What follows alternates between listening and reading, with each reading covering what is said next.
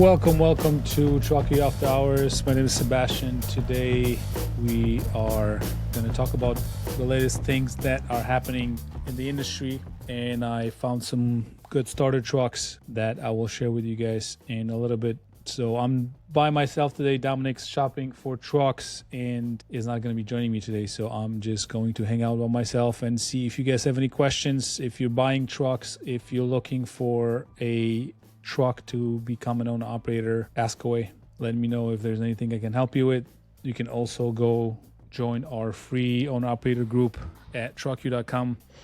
We have about 1,600 owner operators, drivers in our group, and a good group to be in. So welcome. Thursday at 8 p.m. Central. Today we got USA playing at 9 p.m. So that'll be an interesting soccer match. Alrighty, what's been happening in the industry? 52 million wake-up call, one crash, 3 carriers on the hook. A California jury handed down a $52.1 million verdict after a motorcyclist collided with a truck whose load had been subcontracted twice and spread the liability across 3 trucking companies. The plaintiff won by proving that driver was over his federal hours of service limit. Under California's I can't pronounce that rule, a carrier can't subcontract its way out of liability. Pretty common issue in trucking. As soon as you're in a crash, they will look at your hours of service and any type of compliance issues. This is one of the examples. 52 million across 3 carriers. And if you think about $1 million payout liability, where's the rest going to come out? Very interesting. Pretty bad.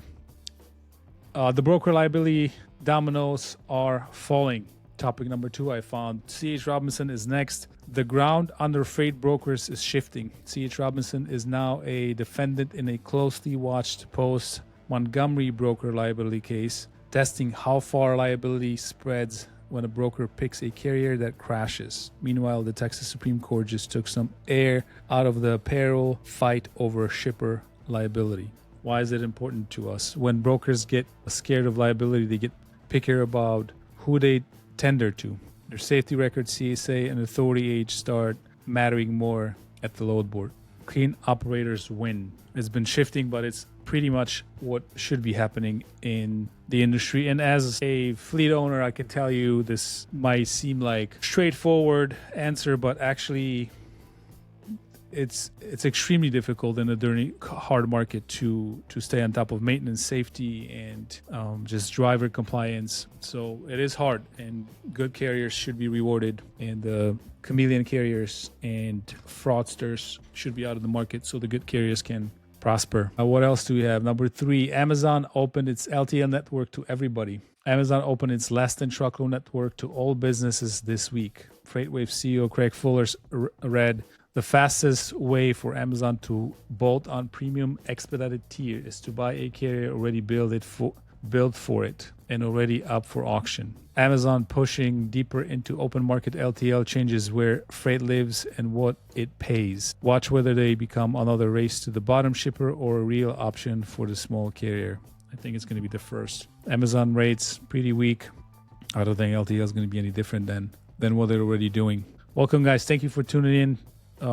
Just type in, say hi, tell me where you guys at. I just came back from a little vacation, and I'm happy to be back, starting to work on the things that I couldn't do for the last 2 weeks on vacation. And I'm happy to be back, to be honest with you. I can't take too much off. I'm getting itchy.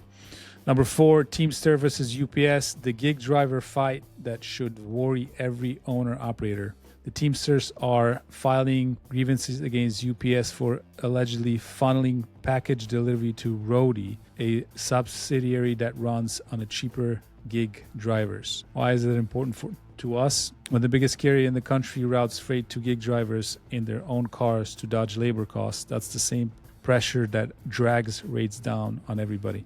I don't think that's going to happen. Hey, Alfonso, how are you? Where are you at? Are you driving a truck? Tell me where you guys are driving, where you are, what are you hauling. Number 5, the deferred maintenance bomb nobody budgeted for. As freight recovers and trucks run harder, the industry is starting down a massive pile of deferred maintenance build up over 2022-2026 recession. Shop can't keep up. The full bay report shows 60% repair revenue growth since 2023, alongside a deepening technician shortage. I feel that it was kind of easy to predict everybody deferring maintenance, holding on to their trucks. And now, since the rates are bouncing back, better margins, you can go out and actually fix what the issues are and address what you didn't address for a long time. Alfonso, he's off tonight. Do a line haul for FedEx contractor. Good. Which hub? I used to do business with FedEx. Tell me which. You're in Connecticut.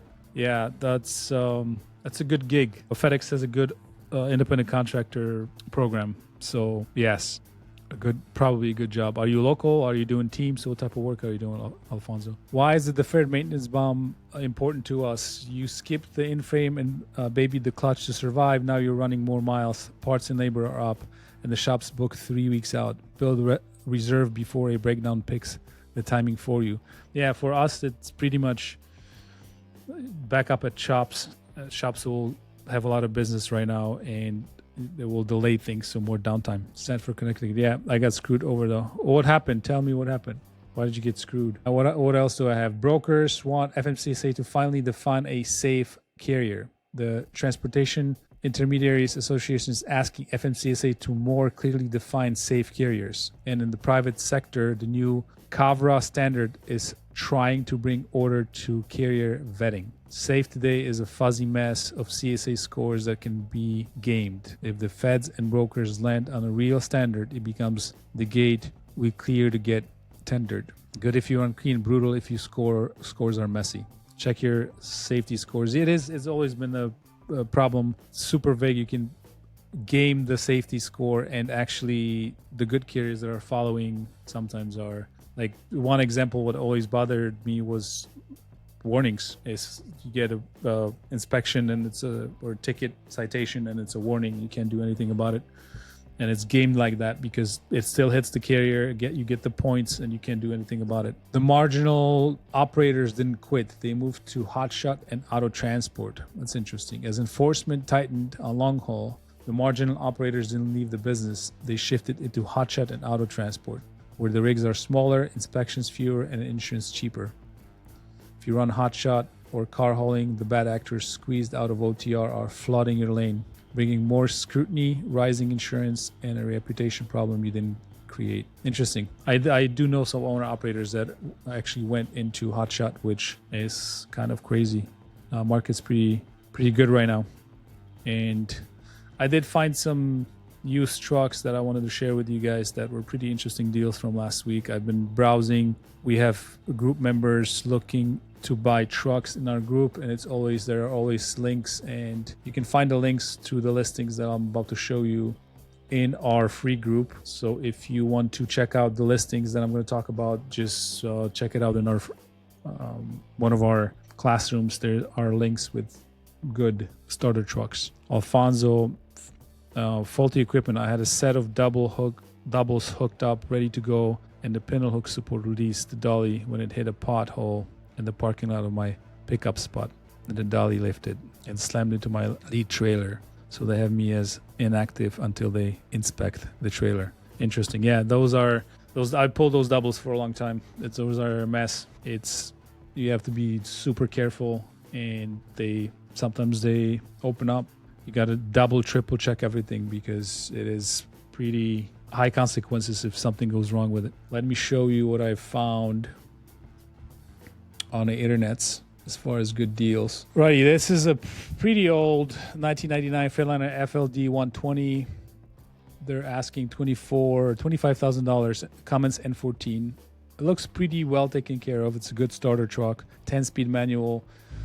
Engine rebuild at $155,000 with documents. One owner truck. New air compressor, air dryer, AC compressor, 300-gallon tanks, microwave fridge, negotiated price. Pretty nice starter truck, I would say. If the paperwork for the overhaul is legit and done by a decent shop, then it would be a good starter truck. Alfonso, sorry to hear about that. I hope you can get back to working and the results for you quickly. Alrighty, 2014 Freightliner Columbia Glider, 29.9 Cat C15 475 horse, 10-speed manual, 342 rears, 228 wheelbase, 760,000 miles. Not bad. No emission system. Obviously, that's a glider truck. That's a pretty good price for the mileage, I would say. Out of Montgomery, Texas. Very nice. Looks like it's well taken care of. Those, I had few of those Columbias. They tend to fall apart, and the interior is a poor quality. But if you take care of them, they will last forever. And the Cat C15, that's pretty good. Alphonsus has been driving for 5 years and never had an incident, but it's okay. I can't stress it. I'm going back and forth. I'm deciding if I want to get automatic restriction lifted. Yeah, if you could, it's a good thing to not have the automatic restriction, but just how you've been driving for, you said 5 years. Yeah, I think that's the next challenge. Get the automatic restriction lifted, test out of the manual, and I'm not sure, what's your plan? What are you planning to do after that? I found a 1999, not a 1999 classic, a 35,000 Detroit 12.7 overhauled. Doesn't say if it has papers or not, but that's out of Illinois, Smithboro, Illinois. 10-speed trans, new clutch, flywheel U-joints. He has a trailer for sale as well, 2007 trailer, $15,000. Pretty good. Starter truck looks pretty clean, no rust from at least what I saw in the pictures. But that's a little bit pricey. 1999 Peterbilt 379 for $45,000. Engine Cat 3406E. 18-speed, 127,000 on new tack after overhaul 200,000 miles ago. No paperwork though. Looks very clean though. I saw the other pictures. One spot on the frame rust behind cross member, farm used. Glasgow, Kentucky. Pretty good truck. A little bit high up there, but those 379s will hold value, and that is a pretty decent truck. You can keep that forever, do pretty much anything you want with the stand-up sleeper. I would definitely take a look at that one. I did have one more report that I pulled on some used truck pricing, which was nothing crazy as far as what the prices are doing yet, but there's a little slight uptick in what the prices are doing. So let me show you this. Prices are climbing again. After 2-year bloodbath, used Class 8 prices have bottomed and turned. Tight inventory and sky-high new truck costs are pushing buyers straight to the used lot. So as you can see, average retail price between 2024 and 2026. In 2024, we were at about $56,865. Last year, it fell to $55,000. And then back this year, we're at $56,128. With the peak during 2022, that was $81,000. So $30,000 4 years ago. Pretty interesting. It doesn't mean anything yet. I'm trying to watch the used truck market and see if the prices are going to push up. They're starting to be a little better, but this is still it's almost as good as 2024. Alfonso has a paranoia, as you said. I have a paranoia and misconception about driving manual in traffic, upshifting and downshifting. It's heavy traffic in Connecticut, and I don't want to be cruising and trying to downshift and cause an accident. Yeah, it's practice. It's all practice. If I remember learning manual way back when I drove in a long time ago, and yes, it is stressful, but once you learn it, it's second nature, and you have more control. You have a little bit more options with emissions. If you derate, you can do certain things that can get you safely to a mechanic. I just think manual option, knowing how to shift manually is the way to go. So if you could do it, that's definitely going to be and then you can go, do flatbed, do something else. You did doubles in FedEx, so that's, that's, I would say, right after just simple 53 footers, doubles requires some skills, and then you can go up to flatbed and do some extra, learn that. I don't know if you consider that, but that's where the money is right now. That'll be a good option. So values and auctions went up 8.5%, with sleepers turning up first. After 2 brutal years, the used truck market has found its floor. Prices cratered through 2024. ACT Research clocked the average used Class 8 at $54,300 last June, down a gut-punching 20% year over year as the freight recession crushed demand. They bottomed across 2025 and are clawing back. 56 and some change in March of 2026, up 2% from a year ago, with auction values leading the way.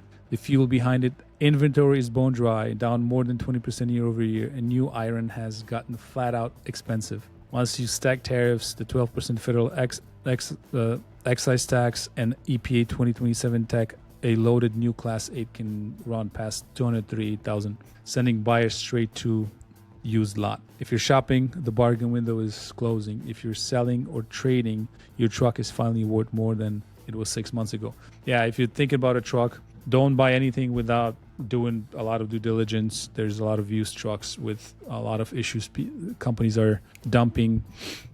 Join our group if you haven't. If you're not part of our group, we always help buy trucks there, and you have to make sure you do it proper due diligence to look at a lot of units. No, you're not distracting me, Alfonso. I like talking to listeners, and I'm here. That's what I'm here for. But that's pretty much what I have prepped for you guys today. The pricing still is holding. It's pretty low, but we'll see in a couple months. I think it's going to change drastically. I think those used truck values are probably going to push up a little bit more as the market heats up more and more. I appreciate you guys tuning in. Thank you so much for your time. I will see you next week. And I do have a episode coming with an owner operator on Tuesday that has been part of our group, went through our program, and has been pretty successful with his operation so far, and that will be an interesting. So I invite you to check it out on Tuesday. Thank you so much for tuning in tonight. Have a good night. Have a good weekend, and I will talk to you shortly.